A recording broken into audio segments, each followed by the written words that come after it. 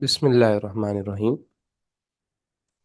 हमने taxation of association of person start की थी। इसमें इसकी थ्योरी हमने कवर की 2 सेशंस में, और उसके बाद हमने कुछ केस स्टडीज़ देखी, उसकी टैक्स कंप्यूटेशंस देखना शुरू की और टैक्स रिटर्न्स बनाना शुरू की। इस सिलसिले में केस स्टडी 1 ये हम कंप्लीट कर चुके, जहां एओपी एक मैन्युफैक्चरिंग कंसर्न थी। इसकी रिटर्न हमने बनाना देखी, इसकी टैक्स कंप्यूटेशन देखी। और फिर केस स्टडी 2 हमने देखी, जहां एओपी इंगेज थी ट्रेडिंग बिजनेस में, तो उसके लिए किस तरह से टैक्स कंप्यूटेशन करनी है और रिटर्न बनानी है। आज हम देखेंगे केस स्टडी नंबर 3। लेकिन इस केस स्टडी नंबर 3 से पहले हम देखेंगे 3 तक पहुंचने के लिए हम इससे एक स्टेप पहले 3A करेंगे। क्योंकि पहले 3A समझेंगे, फिर 3 कर लेंगे, क्योंकि बल्कि इसका नाम 3B कर देंगे, क्योंकि दिस इज़ मोर टेक्निकल। सो पहले हम 3 देख लेते हैं, 3A and then 3B। So 3A में क्या है? Kamran enterprises is an association of persons engaged in manufacturing and processing of food products. So Kamran enterprises case study number 3 में केस स्टडी नंबर 1 की तरह मैन्युफैक्चरिंग कंसर्न है, लेकिन यहाँ डिफरेंस क्या है? Kamran enterprises has 4 partners with equal shares. So यहाँ पर जो पार्टनर है उसमें लिमिटेड कंपनी नहीं है। सो यहाँ जो चारों के चारों पार्टनर्स हैं वो कौन है? इंडिविजुअल्स हैं। चारों पार्टनर्स इंडिविजुअल्स हैं। लिमिटेड कंपनी की पार्टनरशिप स्टेटस हमने ख़त्म कर दी है। वो क्यों की है वो आपको केस स्टडी नंबर 3B जब पढ़ेंगे फिर समझ आएगी। एक यहाँ आपको एक बेसिक बैकग्राउंड देना है एक केस स्टडी का, इसलिए तो चारों पार्टनर इंडिविजुअल्स हैं, ये मैंने आपको बता दिया। तो लिहाजा ना ही एडवांस टैक्स का शेयर ट्रांसफ़र होगा, ना ही टैक्सेबल इनकम में से taxable income to the extent of share of company less की जाएगी। ठीक है ना?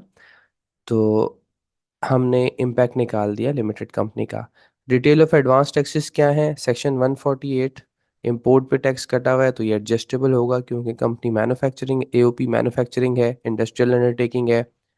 सेक्शन 152, सप्लाईज पे टैक्स कटा है 18 लाख रुपए। अच्छा, ये क्या है? ये मिनिमम है। क्योंकि ये कंपनी नहीं है। अगर ये कंपनी मैन्युफैक्चरिंग कंसर्न होती तो 153 सेक्शन में जो टैक्स डिडक्ट हुआ है ये एडजस्टेबल होता, लेकिन क्योंकि ये एओपी मैन्युफैक्चरिंग कंसर्न है तो लिहाजा सेक्शन 153 में डिडक्ट होने वाला टैक्स ये मिनिमम है। तो देखिए 18 लाख रुपए का टैक्स कटा है, और हम 2023 के रेट्स ही लेंगे। तो 18 लाख को जब आप रिवर्स करेंगे, यानी क्या करें? 18 लाख डिवाइडेड बाय 4.5%, तो आपके पास एक टर्नओवर आ जाएगी। यानी वो टर्नओवर आ जाएगी जिस टर्नओवर पे टैक्स कटा है, और वो आ जाएगी आपकी टर्नओवर 40 मिलियन। 40 मिलियन, इसका मतलब है 40 मिलियन की सेल्स पे 18 लाख का टैक्स कटा हुआ है। सेल्स हमारी ज़्यादा है, अभी हम देखेंगे डाटा में। और टेलीफोन पे कुछ टैक्स कटा है, वो एडजस्टेबल है। तो ये सबसे एक शुरू में मैंने कनेक्टिविटी क्रिएट की कि हमने पहली 2 केस स्टडीज़ में क्या पढ़ा है, और केस स्टडी नंबर 3 में हम क्या पढ़ने जा रहे हैं आज। आइए अब हम क्वेश्चन की तरफ बढ़ते हैं।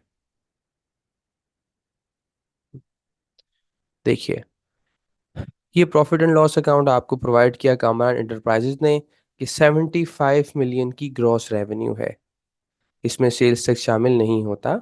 सो this amount always is excluding sales tax. So out of 75 million sales, tax deducted on sales amount rupees 40 million. तो 75 मिलियन में से 40 मिलियन, 75 मिलियन में से 40 मिलियन की सेल ऐसी है जिस पे आपका टैक्स कटा है। ठीक है? और 35 मिलियन की सेल्स ऐसी है जिस पे आपका टैक्स नहीं कटा। इसका मतलब है ये दो टाइप्स की सेल हो गई। So one sale on which withholding tax has been deducted under section 153, that is 40 million, and the second sales जिस पे कोई withholding नहीं हुई। तो एक बात आपको जहन में ये आ जानी चाहिए, यहाँ से आपको ये बात समझनी चाहिए। ठीक है? इसको हम कह देते हैं, विद इसके आगे वर्किंग में हम अलग से देखेंगे, जस्ट यहाँ पर जहन में कुछ क्लिक होना चाहिए हुआ क्या है। इस पे विथहोल्डिंग टैक्स कटा है और इस पे no withholding tax, just to have some imagination in your mind कि ये हुआ है, ठीक है। ओके, कॉस्ट ऑफ सेल्स दोनों की जाहिर है कंबाइंड है, 75 मिलियन की सेल्स हैं। कॉस्ट ऑफ सेल्स में परचेज और खर्चे माइनस किए, ग्रॉस प्रॉफिट आ गया, और उसके बाद प्रॉफिट आ गया खर्चे माइनस करने के बाद 14.8 मिलियन का। ये वही डेटा है केस स्टडी 1 और 2 का। फिर अकाउंटिंग प्रॉफिट आ गया 22 लाख का। इस 22 लाख में हमने इनएडमिजिबल्स ऐड बैक कर दिए, एडमिजिबल्स लेस कर दिए, तो हमारी टोटल इनकम 29 लाख की आ गई, ठीक है। ओके, 29 लाख रुपए में से देखें share of company being member हमने जीरो रखा है। क्यों रखा है जीरो? क्योंकि हमारी मेंबर है ही नहीं कंपनी, इस एओपी में कोई भी पार्टनर कंपनी नहीं है, तो हमने इसको जीरो रखा। अब हमने 29 लाख रुपए पे नॉर्मल टैक्स रेट लगाया। जब नॉर्मल रेट लगाया तो amount I 3,82,500, 382,500 normal normal tax आया। ये कैसे आता है? फर्स्ट शेड्यूल में डिवीजन पार्ट 1 डिवीजन 1 टेबल 1 के जो रेट्स लगते हैं उससे ये हमने अमाउंट वर्कआउट कर लिया। अच्छा, इसके बाद क्या करना है आपको, क्योंकि इस क्वेश्चन में हमें ये एक नई बात पता चली, ये वाली, कि कुछ सेल ऐसी है जिस पे टैक्स कटा है, कुछ सेल ऐसी है जिस पे टैक्स नहीं कटा है। या दूसरे अल्फाज में यूं कहें, जो ज्यादा बेहतर है, ये जो सेल थी ये विथहोल्डिंग एजेंट्स को हुई थी और ये सेल विथहोल्डिंग एजेंट्स को नहीं हुई थी। तो अब यहाँ पर जो टैक्स आया 382,500, इसका मतलब ये हुआ कि इस टैक्स में दो तरह की रिजीम्स बन गई। यानी ये जो टैक्स आया, ये टैक्स आया 75 मिलियन पे, इसमें 40 मिलियन पे भी टैक्स है और 35 मिलियन पे भी टैक्स है। ज़ाहिर है 75 मिलियन की सेल्स पर प्रॉफिट आया 29 लाख, और 29 लाख पे ये टैक्स आ गया। लेकिन क्योंकि 153 इस एओपी के केस में मिनिमम टैक्स रिजीम है, तो हमें यहाँ कुछ ना कुछ एडजस्टमेंट्स करनी होंगी। वो क्या है वो हम देखते हैं। देखें, वो ये है कि आपको सबसे पहले यहाँ सेल्स को बाइफरकेट कर लें। कैसे? जैसे हमने ऊपर की कि 40 मिलियन की सेल जो थी वो एमटीआर है, क्योंकि सेक्शन 153 में ये लिखा है अगर एओपी है, मैन्युफैक्चरर भी हो भले से, तो उसका अगर टैक्स 153 में कटेगा वो मिनिमम है। तो हमने मिनिमम को कह दिया एमटीआर, मिनिमम टैक्स रिजीम बनेगी। तो 40 मिलियन की जो सेल है वो क्या है? एमटीआर 153 वाली। और 35 मिलियन की जो सेल है वो एनटीआर है, जो विद होल्डिंग एजेंट्स को नहीं हुई। तो टोटल सेल्स है 75 मिलियन, राइट। इस 75 मिलियन पे देखें प्रॉफिट कितना आया है। इस 75 मिलियन पे देखिए जो प्रॉफिट आया था वो ये आया था 29 लाख रुपए, ठीक है। इस 29 लाख को मैंने लिया और यहाँ रख दिया, और इस सेल्स की बेसिस पे मैंने इसकी बाइफरकेशन कर दी। कैसे? 40 मिलियन को डिवाइड किया 75 मिलियन से और मल्टीप्लाई कर दिया 29 लाख से, तो ये 15 लाख आ गया। और फिर 35 मिलियन को डिवाइड किया 75% से, यानी इसका मैंने रेट निकाल लिया 35 डिवाइड बाय 75, तो और मल्टीप्लाई कर दिया 29 लाख। इसका मतलब ये हुआ वो सेल जो विदहोल्डिंग एजेंट्स को नहीं की 35 मिलियन की, उसका प्रॉफिट, उसका जो टैक्सेबल इनकम में शेयर है वो आया 13,53,000। और वो सेल जो विदहोल्डिंग एजेंट्स को की और जिस पे टैक्स कट गया 40 मिलियन, उसका हिस्सा टैक्सेबल इनकम में कितना आया? 15,40,000। सो ये टैक्सेबल इनकम भी हमने अपोर्शन कर दी, ठीक है। इसकी एलोकेशन किस बेसिस पे हुई? सेल्स की बेसिस पे हुई, राइट। सो सेल्स का ब्रेकडाउन लिया आपने, दो कैटेगरीज बनाई, एमटीआर एनटीआर, और सेल्स की बेसिस पे, इस कैटेगरी की बेस पे आपने टैक्सेबल इनकम की एलोकेशन कर दी। तो आप एक्सेल की शीट भी ले सकते हैं, ग्रुप में तो मैंने दे भेज दी है, तो यहाँ से आप देखेंगे ये फॉर्मूला लगा हुआ है, आप इजीली अंडरस्टैंड कर जाएंगे। अब उसके बाद देखें, हम यहाँ 29 लाख पे प्रॉफिट वर्कआउट करने के बाद हम इस स्टोरी में आए। क्यों आए? क्योंकि हमें क्वेश्चन ने बता दिया था कुछ सेल ऐसी है जिसपे टैक्स कटा है और एमटीआर है। तो हमें कुछ करना है, कुछ कहानी है, वो हम देख रहे हैं। उसके बाद तीसरा काम ये करना है कि देखें, इस 75 मिलियन पे जो प्रॉफिट आया था वो था 29 लाख का, तो आपने 29 लाख को यहाँ लिया और इसकी एलोकेशन कर दी। उसके बाद इसी 29 लाख पे इसी 75 मिलियन पे आपने देखा, अगेन 75 मिलियन पे 29 लाख की टैक्सेबल इनकम की आपने एलोकेशन कर दी। उसके बाद 75 मिलियन पर जो टैक्स आ रहा था ये वाला, आप उसकी भी एलोकेशन करेंगे। देखें, 3,82,000 को अब आपने यहाँ लिया, ठीक है। और इसकी एलोकेशन किस बेसिस पे करनी है? सेल्स की बेसिस पे नहीं करेंगे अब आप टैक्सेबल इनकम की बेसिस पे करेंगे। कैसे? 1546667 को डिवाइड कर दें 29 लाख से और मल्टीप्लाई कर दें 382,500 से, तो आ जाएगा 2,04,000। ये देखिए, इसी तरह से एनटीआर के लिए, यानी इसको हम यूं कहेंगे कि एनटीआर क्या है? एनटीआर रेजिम वो है, वो सेल जो विथहोल्डिंग एजेंट्स को नहीं हुई, जिस पे टैक्स नहीं कटा, उसका जो टैक्सेबल इनकम में हिस्सा था वो 13,53,000 था। उस पर जो नॉर्मल टैक्स आया वो था 1,78,000। तो हमने इसलिए ये वर्किंग की है। तो ये भी आपने काम कर लिया। ये काम क्यों किया? ये काम इसलिए किया कि एमटीआर टैक्स रिजीम में ये होता है कि हम अपनी एमटीआर के लेक्चर में देख चुके हैं। एमटीआर टैक्स रिजीम में हम नॉर्मल टैक्स, ये जो नॉर्मल टैक्स आया ये, और जो मिनिमम टैक्स जो आपका सेक्शन 153 में कट चुका है, उन दोनों को कंपेयर करते हैं, विच एवर इज हायर आपका टैक्स होता है। तो अब देखिए यहाँ आइए, आपको ये पता था कि सेक्शन 153 में 40 मिलियन की सेल पे 18 लाख कटा है, जबकि इस 40 मिलियन की सेल पे 382 में कितना पोर्शन टैक्स हमने वर्कआउट किया? ये वाला 2,04,000। तो अब आपका काम ये है कि इस 2,04,000 को कंपेयर करेंगे उस टैक्स से जो विदहोल्डिंग एजेंट्स ने काटे। देखिए, तो मैंने इसको उठा के मैं यहाँ ले आया 2,04,000 को। अब मैंने कंपेयर किया कि मेरा टैक्स कटा मिनिमम 18 लाख और बन रहा है 2,04,000। इसका मतलब है डिफरेंस जो आया वो आया 15,96,000, 1.596 मिलियन। तो ये तो मेरी कॉस्ट बनती है, ये मेरा टैक्स बन जाता है, टैक्स एक्सपेंस बन जाता है। तो इसकी एडजस्टमेंट मुझे करनी होगी। कैसे करनी होगी? देखें, 3,82,000 में 2,04,000 का तो इम्पैक्ट ऑलरेडी है, लेकिन मुझे तो 18 लाख तक इम्पैक्ट लेकर जाना है। तो इन दोनों का डिफरेंस निकाला, 15,96,000 बना। अब इस 15,96,000 को मुझे ऐड करना होगा। कहाँ ऐड करना होगा? अपनी टैक्स चार्जेबल की फिगर में। ये देखिए, ठीक है, टैक्स चार्जेबल की फिगर में मैंने ऐड कर दिया। ये क्यों ऐड किया मैंने?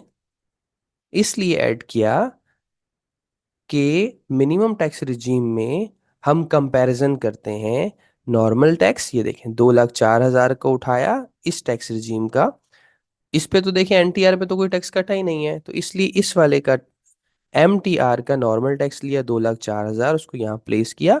18 लाख ज्यादा है, 2,04,000 ज्यादा है, 18 लाख ज्यादा है, तो मुझे 18 लाख डायरेक्ट ऐड कर दूंगा? नहीं, ऐड डायरेक्ट नहीं करूंगा, क्योंकि 2,04,000 का इम्पैक्ट तो इसमें आ रहा है। तो इसलिए मैं डिफरेंस को इसमें ऐड कर दूंगा। अब मेरा टैक्स एक्चुअल जो आएगा, टैक्स एक्सपेंस, वो आएगा 19,78,000। इन अदर वर्ड्स हम इसको यूं कहेंगे, ये 19,78,000 का ब्रेकडाउन क्या है? देखिए, इसका ब्रेकडाउन ये है, मैं आपको बताऊं समझाने के लिए। इसका ब्रेकडाउन ये है कि 18 लाख प्लस ये जो एनटीआर का टैक्स था 1,78,500।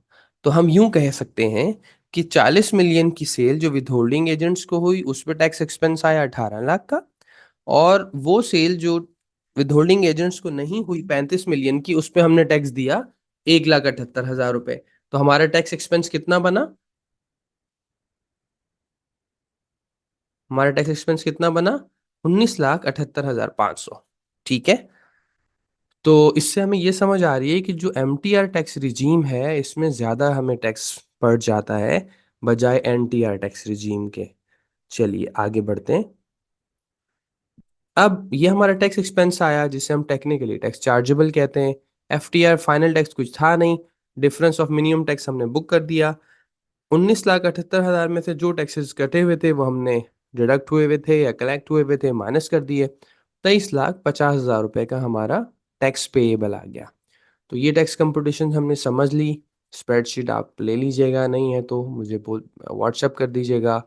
और व्हाट्सएप नंबर है मेरा, आपको मालूम तो है ही, 0345854768 2। तो आप स्प्रेडशीट भी ले सकते हैं। ओके। अच्छा, अब यहाँ पे डिविजिबल इनकम भी निकाल लेते हैं हम। ज़ाहिर है इंडिविजुअल इन पार्टनर्स की वर्किंग के लिए डिविजिबल इनकम क्या निकलेगी? 29 लाख टैक्सेबल इनकम आई थी हमारी। देख लेते हैं कहाँ से आ रही है। ये देखिए, टैक्सेबल इनकम थी और टैक्स एक्सपेंस क्या है? 19,78,000। तो 19,78,000 माइनस कर दिया तो 9,21,000 divisible income I. Divided by 3 गलत हुआ है, डिवाइडेड बाय 4 हो जाएगा। और यहाँ पर भी डिविजिबल इनकम हम लिख देते हैं 9215। ये अपडेट होने से रह गई है, तो इसको आप डिवाइड बाय 4 कर दें। तो क्योंकि 4 पार्टनर्स हैं तो डिविजिबल इनकम क्या हो जाएगी? एग्जेम्प्ट है लेकिन रेट पर्पस के लिए ऐड होती है। कितनी? 3 लाख, 2,30,375 हर पार्टनर की टैक्सेबल इनकम में ऐड हो जाएगी, अगर उसकी टैक्सेबल इनकम है तो। टैक्सेबल इनकम मतलब नॉर्मल टैक्स इनकम हो, सैलरी है या रेंटल इनकम है, ठीक है। लेकिन अगर उसकी सिर्फ बैंक प्रॉफिट्स हैं तो ज़ाहिर है ये ऐड नहीं होगी, एफटीआर में ऐड नहीं होती। चलें, अब हम टैक्स रिटर्न्स भी देख लेते हैं कि हमने इसकी टैक्स रिटर्न भरी है तो वो कैसे भरी है। तो हम टैक्स रिटर्न जो भरी होगी वो भी देख लेते हैं। ओके, टैक्स रिटर्न हमने इसकी भर ली थी, इसको आप देख लीजिए। अच्छा, आईआरएस में हम भरें उसमें टाइम लगता है तो मैं पहले से भर के ले आता हूँ, लेकिन आपको इन कोड्स की मदद से आप भर सकते हैं, भर के मुझे भेज सकते हैं रिव्यू करने के लिए। ये प्रॉफिट एंड लॉस का डेटा है, देखिए 29 लाख रुपए का, 29 लाख की टैक्सेबल इनकम इस कॉलम में आती है, ठीक है। और अकाउंटिंग प्रॉफिट कहाँ आ रहा होता है? ग्रॉस प्रॉफिट मैनेजमेंट एक्सपेंसेस की शीट में नीचे अकाउंटिंग प्रॉफिट यहाँ आ रहा होता है। और इस पे हम खैर बात कर चुके हैं आरएस में भर के डिटेल में एक दफ़ा एक लेक्चर में। ये इनएडमिसिबल एड्स होते हैं, एडमिसिबल एड लेस होता है, टैक्स डेप्रिसिएशन शेड्यूल कैसे भरते हैं ये भी हम बात कर चुके हैं। चलें, ये डाटा आपने प्रॉफिट एंड लॉस का इनएडमिसिबल एडमिसिबल भर लिया, टैक्सेबल इनकम वर्कआउट कर ली। उसके बाद आपने क्या किया देखें, एडजस्टेबल टैक्स में सेक्शन 148 का टैक्स डालेंगे और टेलीफोन का, 153 का नहीं डालेंगे। और 153 क्योंकि मिनिमम था तो आप मिनिमम के फॉर्म में आकर रिसीट में लिखेंगे 40 मिलियन। जो टैक्स कलेक्ट हुआ है 4.5% के लिहाज से, क्योंकि टैक्स ईयर 23 की हम वर्किंग कर रहे हैं तो 4.5 था, 24 में 5.5 हुआ है, तो नेक्स्ट ईयर अगर आप 5.5 होगा तो 5.5 के कॉलम में लेंगे। 18 लाख हमने यहाँ इस कॉलम में पुट करना है और यहाँ पर सिस्टम खुद वर्कआउट करेगा, ठीक है। ओके, यहाँ एक और बात मैं बताऊं, देखें फॉर एग्जांपल। अच्छा, इसका ये मतलब नहीं है, एक चीज़ मैं क्लैरिफाई करूं कि सेक्शन 153 में एक वर्ड लिखा है डिडक्टेबल। डिडक्टेबल का मतलब ये है कि आपकी जो सेल विद होल्डिंग एजेंट्स को हुई है, भले पैसे आए हैं नहीं आए हैं, उसे आपने यहाँ लिखना है। उन्होंने टैक्स कम काटा, ज़्यादा काटा, बाजू का नहीं कटा, तो आपको यहाँ वो सेल लेनी है जो कि विद होल्डिंग एजेंट्स को हुई है। चलें, इसको मज़ीद किसी उसमें तफसील कर देंगे, यहाँ इतना काफ़ी है। 40 मिलियन लेंगे, उसके बाद जो टैक्स डिडक्ट हुआ वो यहाँ लेंगे और टैक्स चार्जेबल सिस्टम खुद वर्कआउट करेगा। यहाँ पर दोनों सेम है क्योंकि विथहोल्डिंग एजेंट ने सही डिडक्शन की है। ये इनपुट आप करेंगे, उसके बाद का सारा इनपुट सारी कंप्यूटेशन खुद कर देगा, जो हमने एक्सेल में मैनुअली समझा है ना। ये डिफरेंस देखें, उसने निकाला 15,96,000 वगैरह। आगे की पूरी कंप्यूटेशन टैक्स रिटर्न खुद कर देगी आपको, एडमिटेड टैक्स 23,500 का खुद निकाल देगी। और ये जो उसने कंप्यूटेशन की, ये देखिए एट्रीब्यूटेबल टैक्सेबल इनकम हमने भी निकाली थी। टैक्स 2,04,000 निकाला, फिर 18 लाख को 2,04,000 से कंपेयर किया और डिफरेंस निकाला 15,96,000, जो हमने एक्सेल में सीखा। इस टेबल में वही काम रिटर्न कर रही है, लेकिन ये खुद कर देती है, ऑटोमेटिक कर देती है, ठीक है। अच्छा, इसको आपने ऑप्शन आउट ऑफ, इसको भी कुछ नहीं करना, इसको ये रेलेवेंट है, इसको कुछ नहीं करना आपने। बस ये हमारी टैक्स रिटर्न बनी हुई है और ये भी आपको ज़ाहिर है मिल जाएगी। मैं भेज चुका हूँ ये तीनों चीज़ें। तो ये आज का हमारी केस स्टडी 3 थी एओपी की। उम्मीद है समझ आ गई होगी। फिर भी आपका कोई क्वेश्चन हो तो ग्रुप में डाल दीजिए, मैं अटेंड कर लूँगा। अपना ख्याल रखिए, अल्लाह हाफिज़।